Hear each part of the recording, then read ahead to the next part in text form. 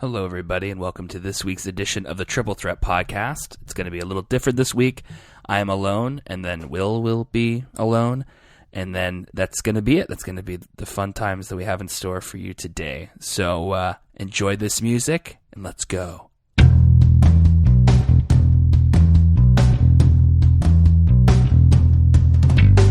All right, everybody. I'm Matt Vaughn, like I said before the break. Actually, did I say that before the break? Let's skip back a few seconds if you want to see if I did, in fact, say who I was. But you can also not do that if you want to. That's fine. I'm usually joined by two of my brothers on this podcast. I say two of my brothers, even though I only have two brothers. But that's okay. They're the only brothers I know. Alex and Will Vaughn. Alex is across the Pacific Ocean, which is new for him, new for me.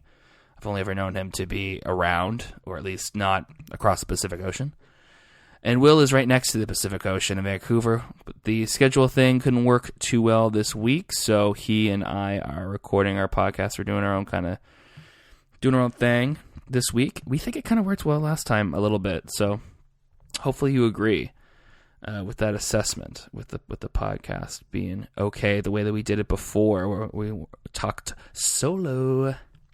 So if I'm your least favorite part of the podcast, you can skip ahead to whenever you stop hearing this voice, and then when you hear Will's. But I encourage you not to, because it's going to be great. It's going to be fun. So this week on the Triple Threat Podcast, I'm going to be talking about, well, let me start. I'll tell you what I'm not talking about. I went to New York, and that'll be more fun to talk about with someone else. So I'm going to leave that one be. And I'll talk about New York when there's someone to ask me about it or be interested about it. But it was good, and lots of interesting stuff happened there. So it'll be good for whenever you're ready to get that. So whenever we're ready to share that with the podcast, I want to talk to you about an article I saw just before I started doing the podcast this week. I saw there was. It was from the Saskatoon Star Phoenix, which is the local paper in Saskatoon, if you didn't guess that.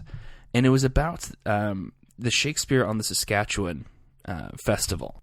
They're doing something cool this year, which I'll tell you about first. They're doing a rendition of Julius Caesar, a Shakespeare play I have not seen. So don't if you totally hate that play, you're a little bit late to actually hate it.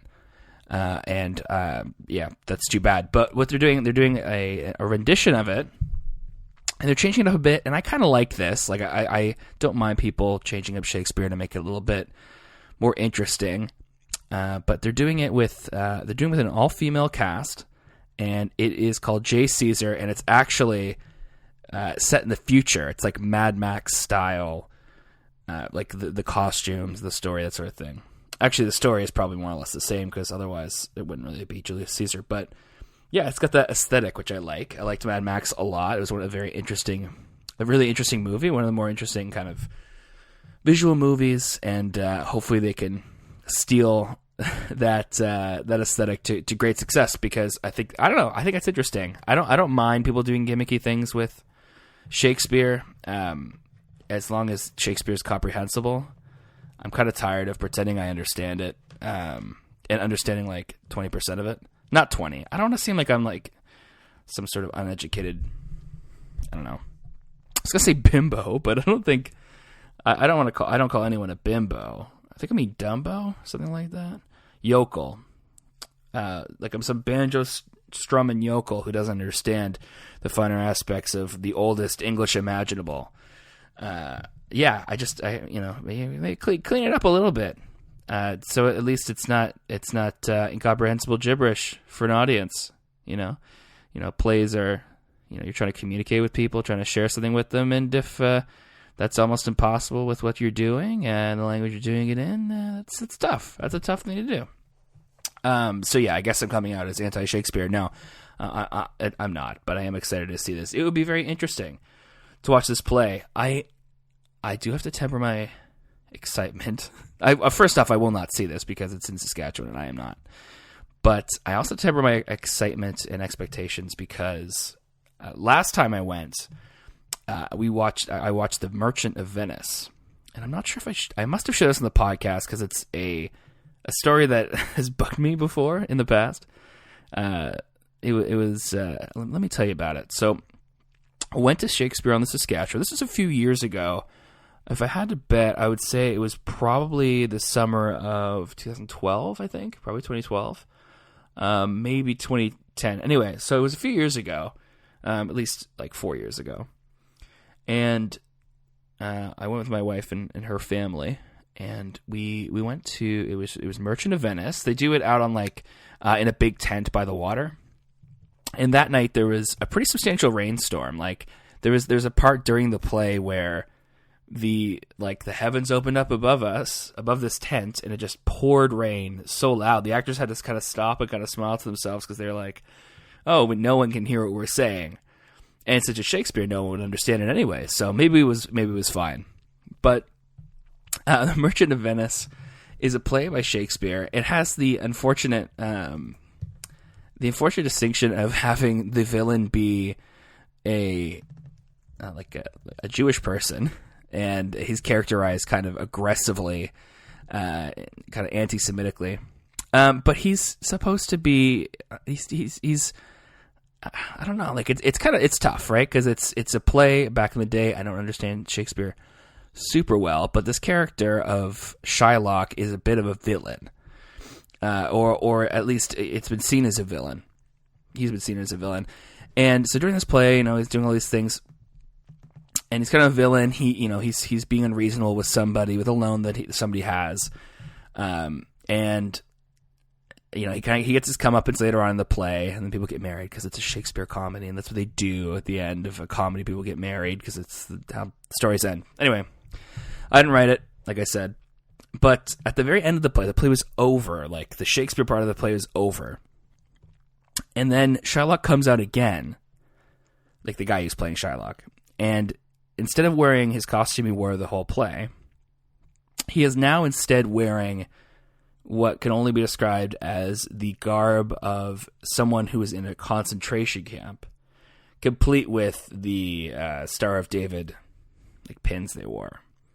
And then this is the villain of the play, comes out wearing that, and then the main characters, the good guys, the heroes, or not even the heroes, but just the guys you're supposed to come out wearing Nazi outfits.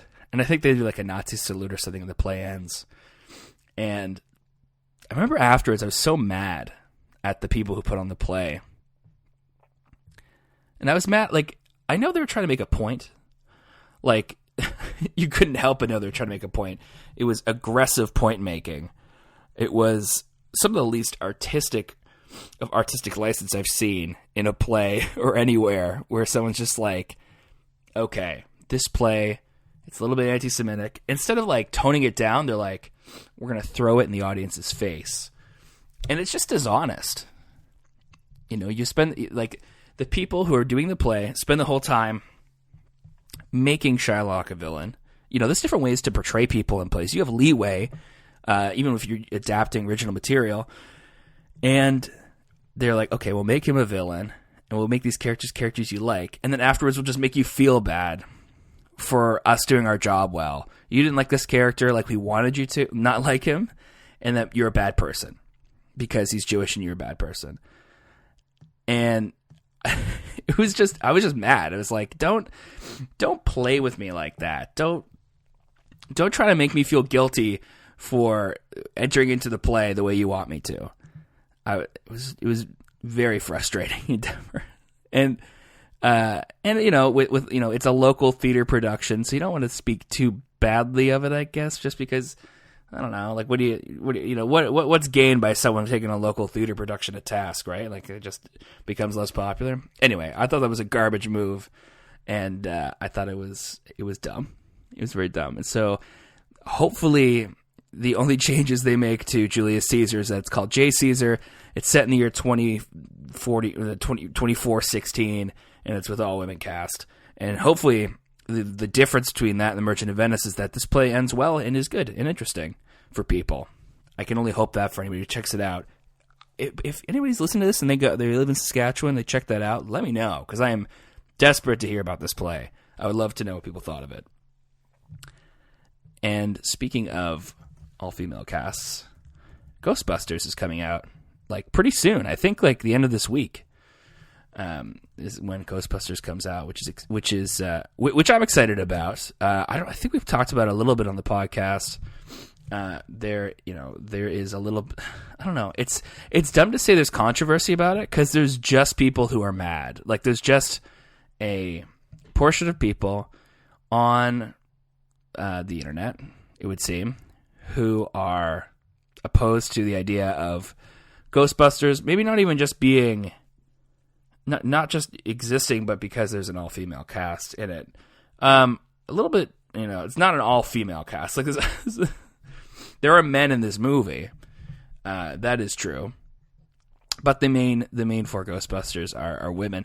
And I think if you're gonna make Ghostbusters in a modern day, it's good to have kind of a new twist on it. The ladies who are in it are like perfectly funny. They're some of the funniest people that are in television and in movies and in comedy today. I mean, come on, Melissa McCarthy, Kristen Wiig, Kate McKinnon, Leslie Jones is there too, but I'm not overly optimistic about her. But I guess we'll see. I haven't seen the movie yet. Some people also haven't, but just hate it for reasons that seem to be sexist. That's me putting a very nice spin on people who are being more or less overtly sexist about it. But apparently the movie's pretty good. And I'm looking forward to seeing it, to checking it out. Looking forward to talking about it. I had a prediction about it that I thought about today. Paul Feig, who is the director, and I'm hoping I'm saying his name right. He directed, I think he did Bridesmaids. I think he did Spy. He did Heat. Yes, okay, good. I seem to have a pretty good grasp on what he's been associated with, and what he's made at least. At least did Spy. Yes, okay. And those movies, like Spy especially, was a movie that was like a little bit more violent than I thought it would be. Like it was actually pretty rough. Spy was in certain parts. And so my prediction for this Ghostbusters movie is that I think, and I could look online and find out if this is true. I don't know how I would do that, but I think it'll be fairly scary. I think they're going to have some pretty solid horror aspects to it. Even the trailer they've had with like this like ghost who's like vomiting gross like ectoplasm stuff on somebody is it's kind of a sudden thing. It's alarming. So I wouldn't be shocked if they lean into that a little bit. And I think it'd also be kind of interesting because Ghostbusters, horror comedy is not like a thing that has been done well. Like the only comparable thing would be like a what's it called, Scary Movie, which is not even in the same kind of category as this. So it would be interesting to see how they do with this movie because they can kind of go further, like with the more modern horror tropes as well. With whatever, with the ground that's been made up in the last few years with a bunch of movies I haven't seen, like Conjuring, Insidious, Paranormal Activity, things like that. Like I could see that becoming them kind of using that as a good kind of flavor in the movie. So I'm optimistic about that. Those are my predictions. It'll be a little bit scarier, and people will still be sexist about it. I can't help that, unfortunately. Except, you know what? There's only so much power you have in this world, and what you do have is who you are. You can control who you are. Can't make people do what you want them to do, but you have power over yourself. So I just want to encourage you to be empowered and to be the change you want to see in the world, as so many Gandhi-inspired chapters, tote bags have said on them. I always found it funny at chapters when we sold stuff that had Gandhi on it, or like Gandhi quotes on it, because I'm sure when he said that, he was like, I really hope a Canadian bookstore uses this to make money. That's what he would want, more than almost anything else. I'm sure that Gandhi, his main priority was making chapters money. I mean, what a capitalist, what a hero. Gotta love him. I watched another movie recently. I was on an airplane, WestJet, specifically the airplane, and WestJet has pretty good entertainment system now. Like they changed it up where you download the WestJet app and you use it with airplane mode and Wi-Fi on, which seems contradictory, I know, but that's what you do. And you put them both on. You can plug your phone into the back of the seat with either USB or kind of like your regular power source, your socket, your double prong socket, which actually works better than the USB. So use that instead of just plugging it into USB because it won't go as quickly charging your phone. But you have a fully charged phone the whole time, and you can kind of pick out from an on-demand service. Got a lot of up-to-date movies. I watched Die Hard for the first time. Turns out Die Hard's a pretty good movie. Surprising, I know. And I also watched a new-ish movie, and it was called Black Mass. It's the Johnny Depp as Whitey Bulger movie. Or, as you could call it, The Worst Departed. Not the worst, but The Worst Departed. A little bit not as good. Because so much like a lot of The Departed seems to be at least inspired by Whitey Bulger and things that happen with him. At least the whole FBI thing, which I won't spoil for anybody. But this movie came out a few months ago. I don't think I'm going to spoil it, but I am going to talk about it. Black Mass is a movie that has shockingly good cast. Like it's alarmingly good how it is. Johnny Depp is actually not terrible in this movie, and not necessarily not terrible. I thought he was actually pretty good. There's because of the makeup and the character, he's very unlike anybody that Johnny Depp has done. And so he does a really good job. It's actually a pretty decent performance out of Johnny Depp in the movie. And I don't know what people said about it when it came out, but I thought it was actually pretty good. It was not bad. Yeah, so Joel Edgerton's this FBI agent who Whitey Bulger works with to protect himself and to get rid of the rival Italian mob that's in town. And he kind of takes Joel Edgerton for a ride in terms of he kind of if you've seen Donnie Brasco, Joel Edgerton kind of leans into Donnie Brasco territory, and not to be too critical, but I am reviewing it, so whatever. In there's definitely a different and possibly better movie that could have been directed or written where it's from Joel Edgerton's perspective, because the movie kind of tries to have it all. Like we're with Whitey Bulger when it's convenient to, and we're more told about times where Joel Edgerton's character kind of goes too far or like is in too deep with people. It's like people saying, "Oh, he's in too deep." But the most we see is that he's at a couple parties with them. It's like, that doesn't seem like he's in too deep. I just feel like you're telling me that. But Joel Edgerton has a great FBI coterie around him. He's got, I'm sorry for using coterie just there, guys. It seemed like a good word at the time. I immediately regretted it. Gosh, how can I regain your trust? I'll regain it by talking about Kevin Bacon. He's in the movie. He's an FBI agent. So is Adam Scott and David Harbour. If you don't know who David Harbour is, Google him. It's Harbour the Canadian way, so you gotta like him. He's your go-to guy if you want someone in law enforcement who is like a little bit corrupt. And I love every time he's in a movie. He's such a good character. He has this great, he's got a great jaw of like a 1950s dad jaw kind of thing. Like he just seems like an all-American guy, but he always plays characters who are kind of like Weasley or just kind of bad people. Not necessarily villains, but not good people. So that's great. Oh, and Adam Scott is also an FBI agent who's, I guess, underused, because sometimes you see in movies with like big casts, and you're like, well, I don't know if those guys had to be two different characters. Black Mass kind of suffers from that biopic thing, or at least the based on a true story thing, where everybody who is actually in the movie are real people, or it seems like it, and it seems like they didn't combine characters to simplify it because they were based on real people. And I get that impulse, but when you're making a movie, you can't really do that.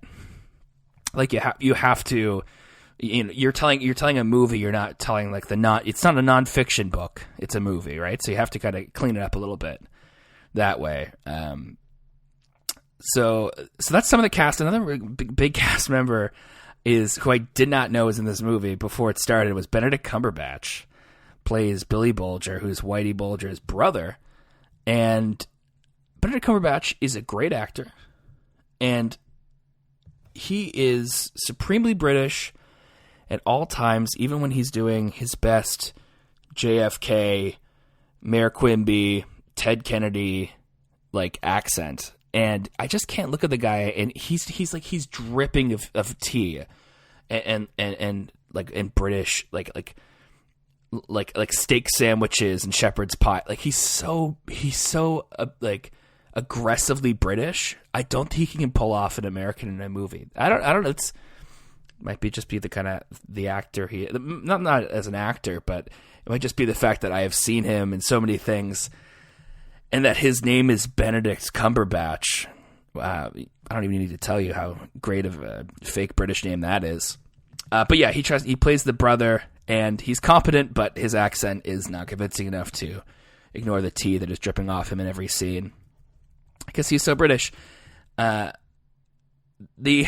it's a mob movie, because Whitey Bulger was the head of like I don't know, mafia family. I don't know. I feel like mafia is like an Italian only thing. But because it's a mob movie, there's a bunch of hits in the movie, people getting killed, and to me it seems like it happens 5 times, and it's exactly the same way every time. I didn't like the directing in the movie. I thought it was kind of uninspired. There's a part where I'm like, okay, well, that guy's getting out of a car, so he's going to die. And it was always the case. And it falls in that same category of people who made a movie that is based on a true story, and they can't get past the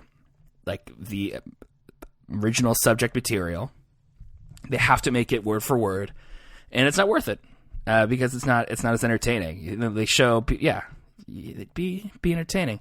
The director also he loves these long takes where a character reacts to something and he just kind of looks at them. But there's so little movement and action or even expression in these characters that's changing in the scene.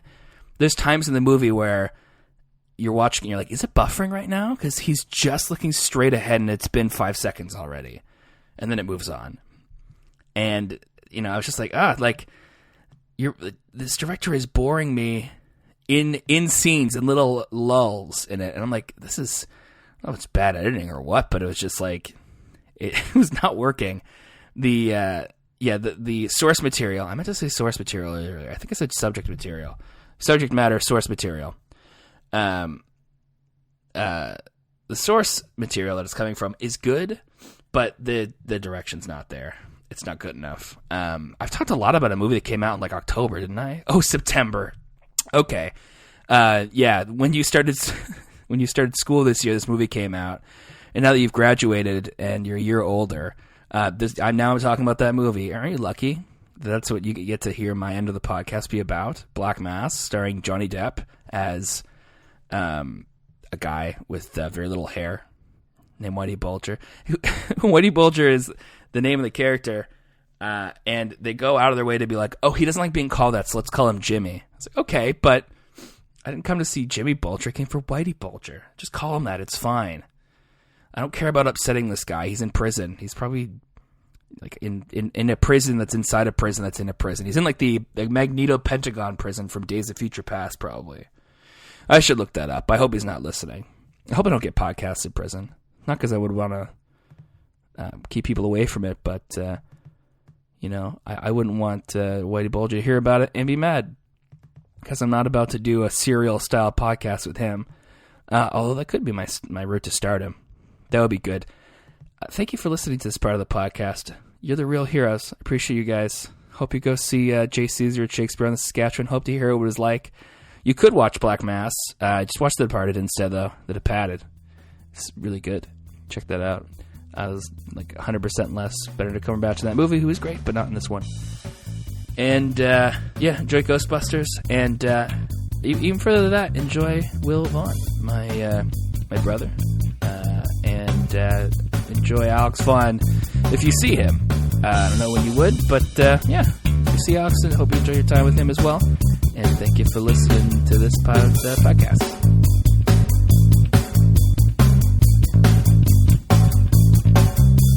Hey, everyone, and Matt for those fine words. Why do I sound like I'm Jeff Goldblum in those slowed down Apple ads? You know what's a good gift for the holidays? Internet. Yeah, hey, wasn't that a great job by Matt in the first half? So this is what's going on with me. It's a little late here. Obviously, we're not doing it live Monday morning like we always do. So it's going to be a very mellow episode on this half. So mellow. Ultimate Frisbee. So I would like to just tell everyone how my day has gone, my weekend has gone. Currently, I got a little guy hanging out around my feet here. Let's see if I can get him up for the show. Hey, Leo. You want to say something, buddy? Do you want to say something? He's giving the popper stopper a little schnurf right now. Oh, that's a little bit of purrs. Okay. All right. Hopefully he doesn't walk on anything and damage it. So this is just my night, just me hanging with Leo. I hope he doesn't go for my water. He's got a weird fascination with water, so he's sniffing my water glass right now. Yeah, and he wants to put his paw in there. He wants to put his little face in there too. I decided to take a sip. Take a sip to show him who that water really belongs to. He's just on the desk having a schnurf right now. You've heard me talk about Leo before. He's our little buddy, a little mascot, little friend of the show. He's getting big. He might be about twice the size he was when he was on the show before. Oh, buddy. I don't want to get out right now, but he can just walk around and go through my bathroom door and not through my bedroom door. Yeah, that's the one. Yeah.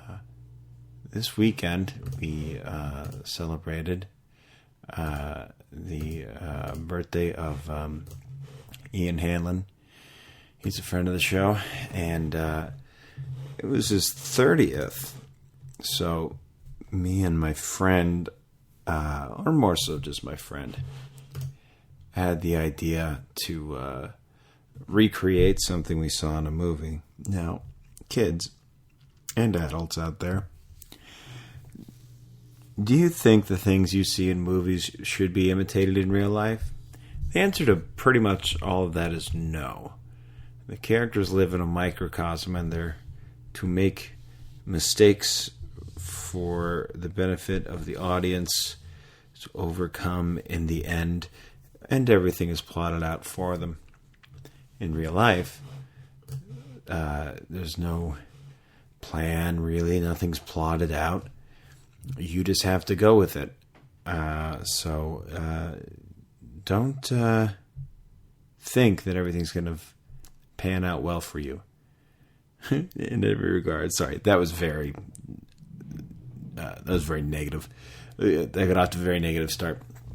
So what I'm saying is we did something from a movie called The World's End, where these characters return to the town they grew up in, and they decide to reunite and, for old time's sake, complete something that their town is known for, called the Golden Mile, which is a pub crawl, basically. It's about a mile-long pub crawl of 12 different pubs in this little town.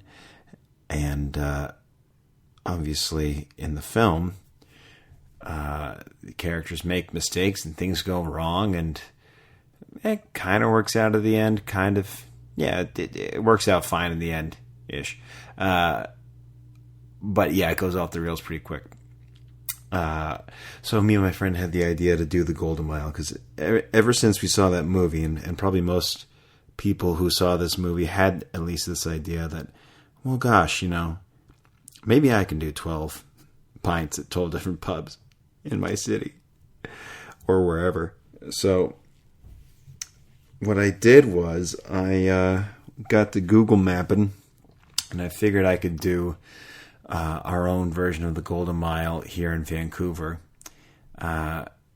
Now, this Golden Mile I came up with ended up being about 2.4 miles, something like that. I could have got a much shorter pub crawl hop going on if I just went down Granville Street in downtown Vancouver. But instead I decided to cross the bridge, the Granville Bridge from downtown to about like the South Granville, Fairview, Kitsilano region, which is near Ian's house. The idea was that we'll start at a bar that's very close to Ian's place and then go from there. Just because I figured, we'll meet him at his door and surprise him, and then we'll just get to the first bar right away and go on for there. So the idea was to start at noon and to go basically all day until, noon, the opposite of noon, midnight, noon p.m., a.m. It's late. So we decided to do it from noon to midnight, and spend an hour or so at each place. So here's how it kind of broke down. We all met in front of Ian's place. I made these maps. I drew up these maps that are made to look like the map from the movie that Simon Pegg's character Gary King has. So I went to Google to research that. I want to give a quick shout out to the internet for being a very useful researching tool to research this Golden Mile. I like speaking at this volume. I don't know if the folks, and by folks I mean you, the listener, are enjoying this quite so much. Sorry we didn't have a show last week, by the way. We got a lot of emails from a lot of different people, and I want to say that we have heard your cries, and we know that you were hurting in that week that we were gone, so I apologize. So we met Ian at his place, and the idea was just for me and my friend to be like, hey, Ian, we're here. Why don't you come down and we'll just, I don't know, hang out and watch a movie or something like we usually do. That's a free yawn, by the way. That was a free subdued yawn. Free sound effects. It's a free water chug too. So yeah, we all met in front of Ian's place, and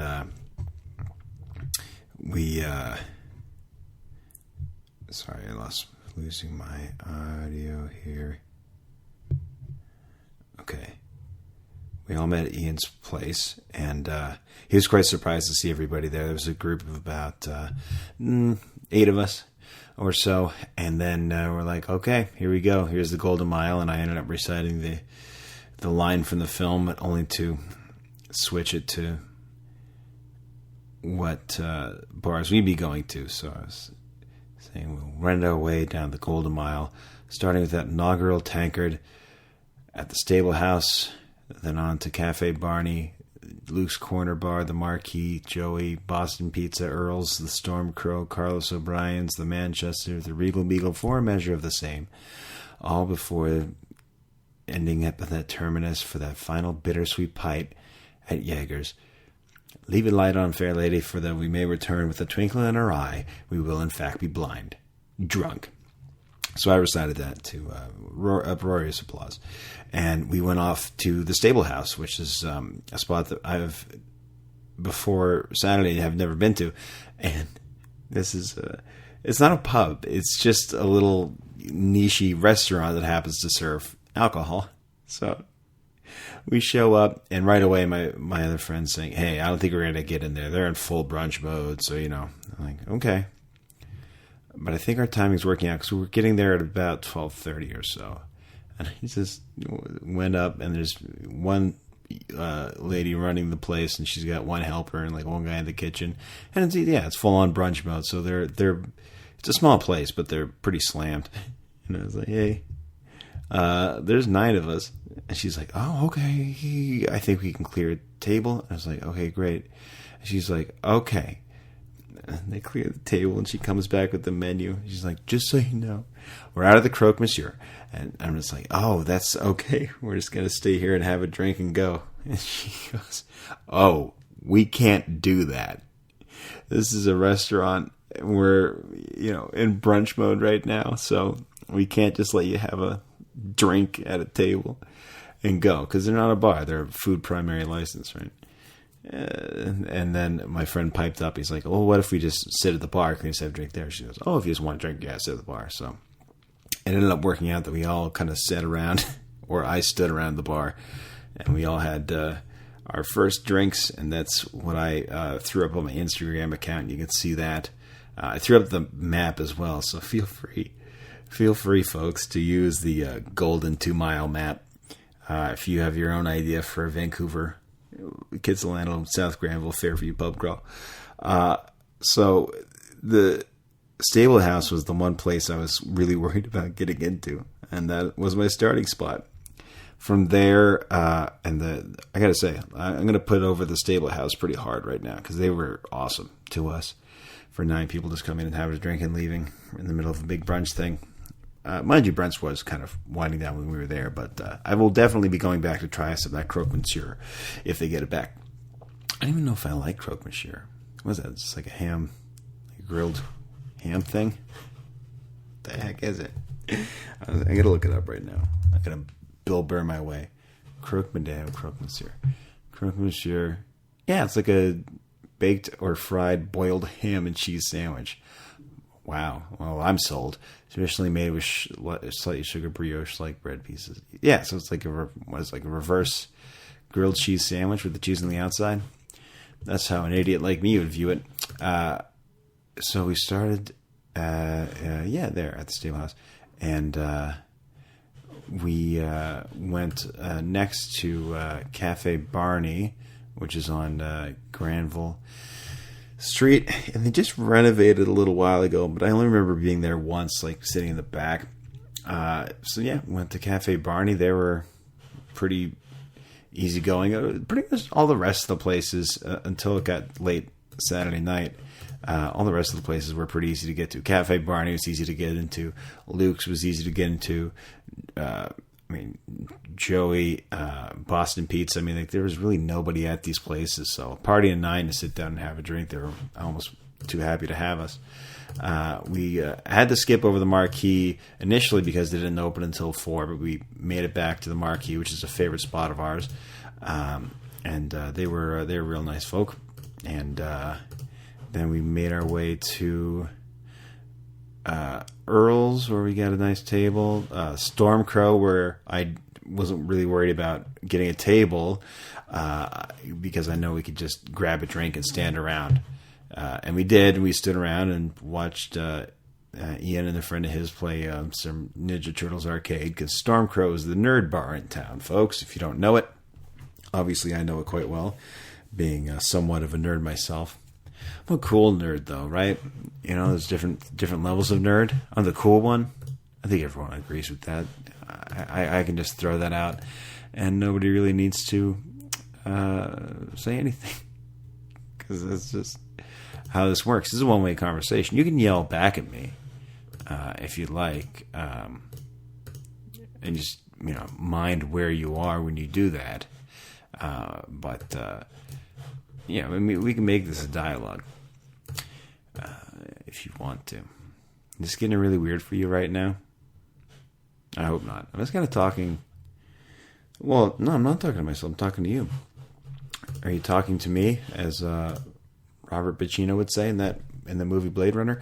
So we made our way to the Stormcrow, and then the worst place of the night was the Carlos O'Brien's on 7th. It was just, they were pretty slammed. They're also just, I don't really know if they know what they're doing over there. So it took forever for us to get our drinks, and we ordered some food as well. And of course they had to mess some of that up. So that wasn't a good experience. So I won't be rushing back to Carlos O'Brien's. Really, the whole night, the MVP might have been the Stable House, and Carlos O'Brien's might be, I don't know, what's the comparison? The worst play of the day or something.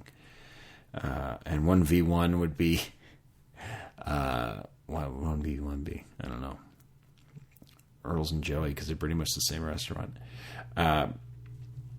So we made our way, Carlos O'Brien's, that was a big stick in the mud, but the other So I drew this map up specifically to avoid 4th Avenue because they were having the Catalano Street Festival.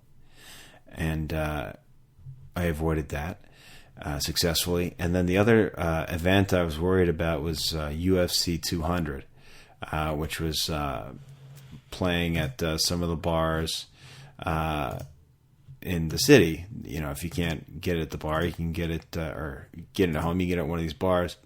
So I was a little worried about that, but we managed to avoid that. Basically, by the time we got to a bar like the Manchester, which was showing the fights, we got there after 10 o'clock. So we managed to miss the show entirely. Not that I didn't want to watch the show, I just didn't want to pay cover to get in. I did want to see the true Canadian Brock Lesnar beat Mark Hunt, and he did. Spoiler alert, but it did happen a couple days ago, and I figured if you're listening to this, you either don't care or you know already. So congratulations to you. Alex is in Hawaii right now, by the way. I don't know if Matt mentioned that part, but that's why he's not here again. He's a busy guy. But, you know, some of us have to show up, and we got to keep this thing rolling, right? Even after a day having 12 pints. So, yeah, we went to the Manchester and then to this place called the Regal Beagle, which is really close to where I live right now. And then we ended up at Jaeger's in Kitsilano. So Jaeger's was a bar that we were frequenting when I went to school, when I went to VFS. Actually, Jaeger's downtown is where I had my 30th birthday a couple years ago, because they have a back room, and, you know, I feel like there are people.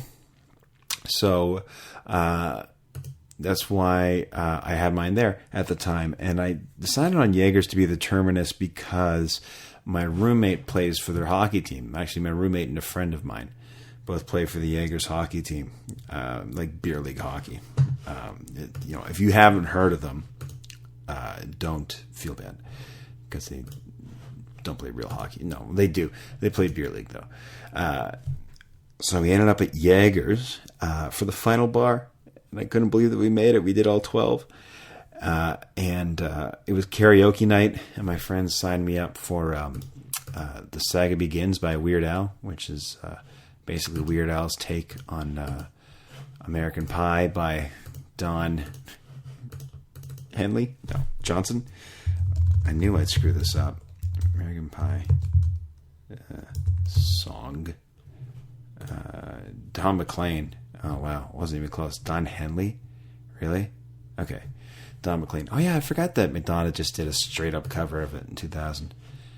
I like Weird Al's version better. So, yeah, I sang Saga Begins at the Jaeger's Bar in Kitsilano. Brought the house down. You know, the 12 other people in there were loving it. And then that was it. We were done, you know, closer to 2 o'clock. And there were some bumps along the way, but really we got through the whole thing. And I'm proud to say that I was stressing about this a little bit. I didn't want, you know, I was planning this for my very good friend, and I didn't want anything to go horribly wrong. And, you know, just the fact that, again, thanks to the stable house, it was the spot I was most worried about getting into, to which my friend said, "Why do you pick that as the first one?" I was like, well, I don't know. It was just right there. That's why I picked it as the first one. But, you know, as not I would always say, some men are born great, others have greatness thrust upon them. Some men are born great? Who actually did say that? Is that Shakespeare? Really?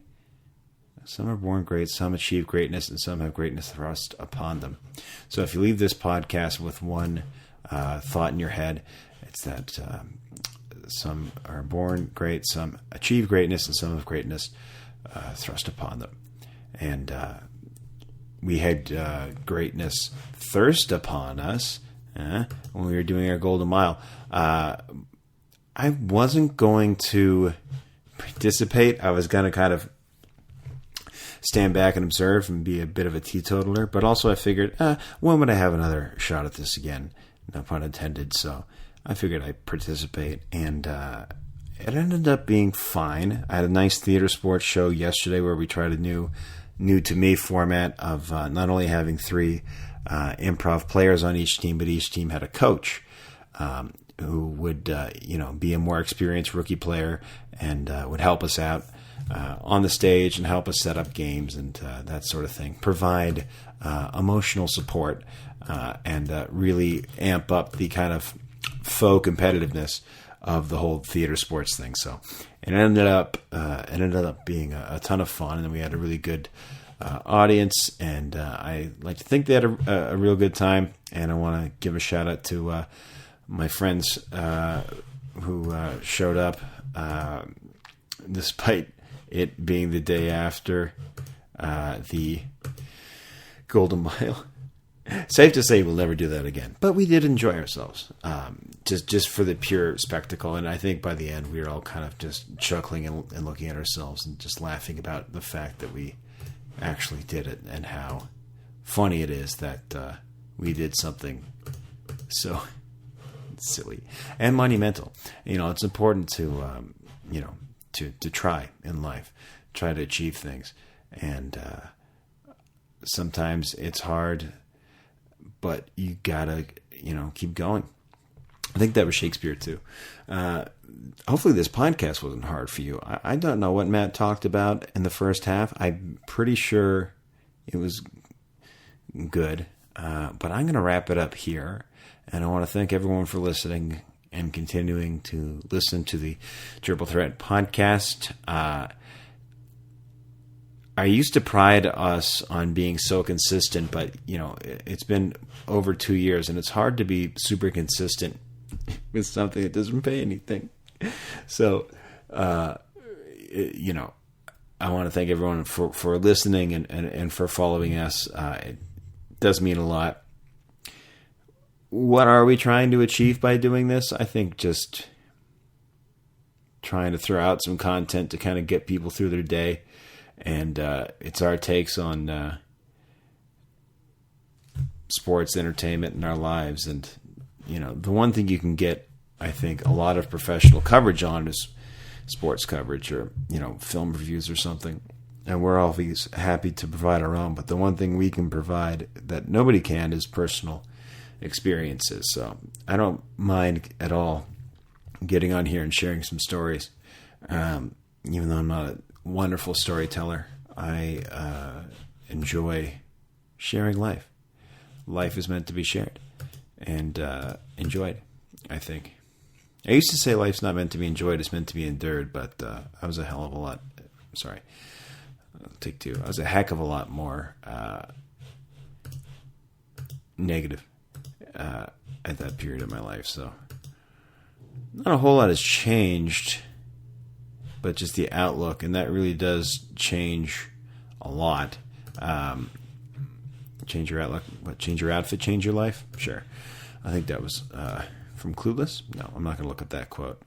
So yes, that's our tale of defeating the Golden Mile and the large amount of sleeping that came after the next day. But I was happy to get through that and to get through the theater sports show and to get through this podcast. But really, you shouldn't, or I shouldn't, view life as a series of things I get to get through. I think I should view life as a series of things I get to experience. Isn't that wonderful?